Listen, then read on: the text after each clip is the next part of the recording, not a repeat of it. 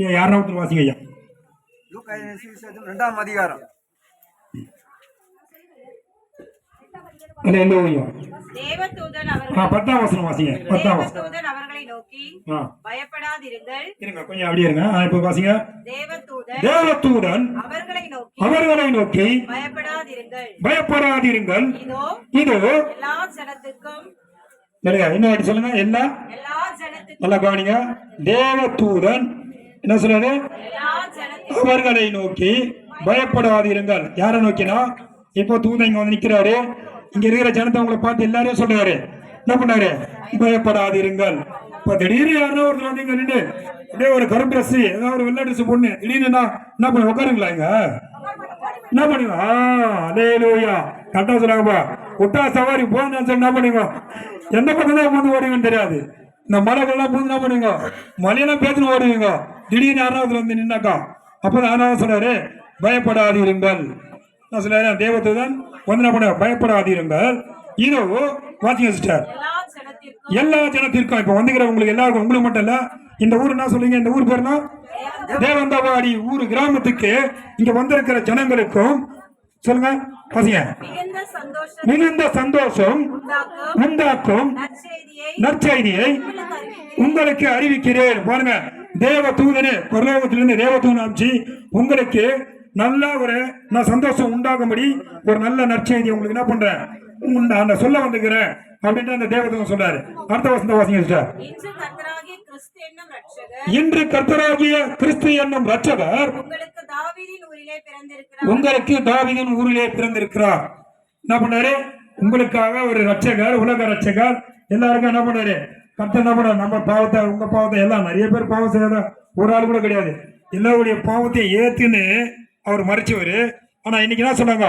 இயேசு கிறிஸ்து ஒரே ஒரு கொஸ்டின் மட்டும் கூட கேட்கிறேன், இயேசு கிறிஸ்து உயிரா இருக்கிறான்னு சொல்றாங்களா இல்ல செத்து போகிறாருன்னு சொல்றாங்களா? சொல்லுங்க, உயிரோடு இருக்கிறார். இல்ல உயிரோடு இருக்கவங்களா ஒரு ஐயா சொல்லுங்க. பாத்தீங்களா, ஆண்டவர் உயிரோடு இருக்கிற இன்னைக்குதான் பிறக்கிற.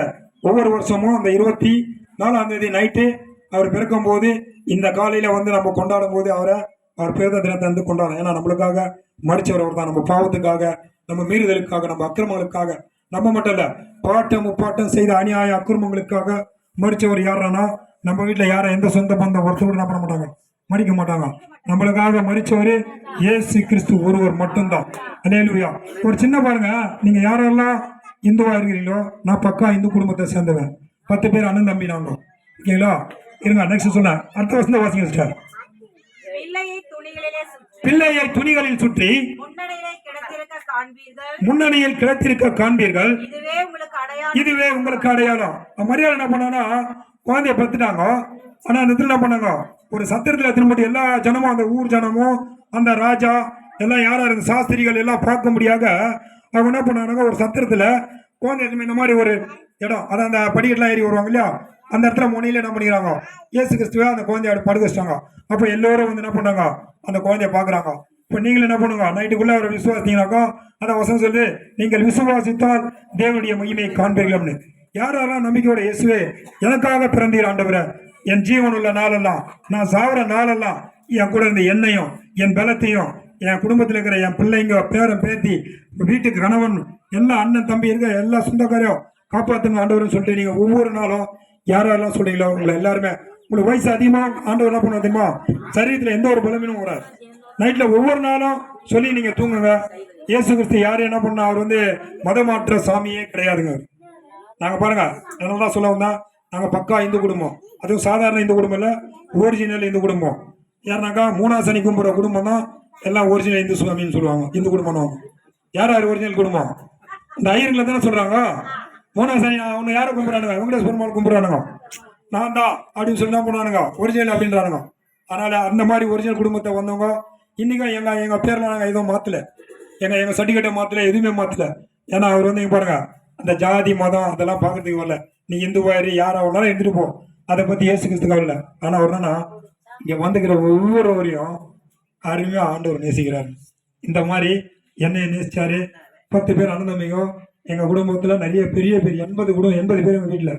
நீங்க எல்லாருமே இயேசு கிறிஸ்துவை ஏத்துக்கின்னு சின்ன குழந்தைங்க முதல் கொண்டு இன்னைக்கு என்ன பண்றோம், நான் பாருங்க, என்னுடைய வீடு கோடம்பாக்கம், சென்னை.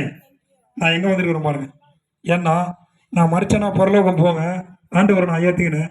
அதே மாதிரி நீங்களாம் ஆண்டவரை ஏற்றுக்கின்னு நீங்கள் மறைச்சிங்கனாக்கா ஏன் கூட நீங்கள் பரலோகத்தில் வரணுன்றதுக்காக கர்த்தர் என்னை இந்த இடத்துக்கு என்னை அமுச்சு உங்களுக்கு இது 2வது வருஷமா இந்த இடத்துல வந்து நான் சொல்கிறேன். 2வது வருஷமா இங்கே வந்து நான் இது பேசுகிறது யாராருக்கெல்லாம் தெரியும்? கைத்தொங்க. இது 2வது வருஷமா நான் இங்கே வந்திருக்கிறேன். இன்னும் அடுத்த வருஷமா கர்த்தர் சித்தமானா நான் வருவேன். ஓகேங்களா? என்ன பண்ணுங்க, இயேசு அப்படிங்க. ஆண்டவர் உங்களுக்காக இந்த தேவந்த வாடியில் இயேசு கிறிஸ்து இந்த ஜனங்களுக்காக நம்மளோட பிறந்துக்கிறாரு. அதனால என்ன பண்ணுங்க, அவரை நேசிங்க. அவர் எல்லாமே வேறொரு வானத்திலும் பூமியிலும் வேறொரு நாமும் கொடுக்கப்படவில்லை வேதம் சொல்கிறது. அதனால என்ன பண்ணா, அவரை நேசிங்க. உங்களை அவர் நேசிக்கிறார். யா, ஒரு அல்லேலூயா சொல்லுங்க. அல்லேலூயா.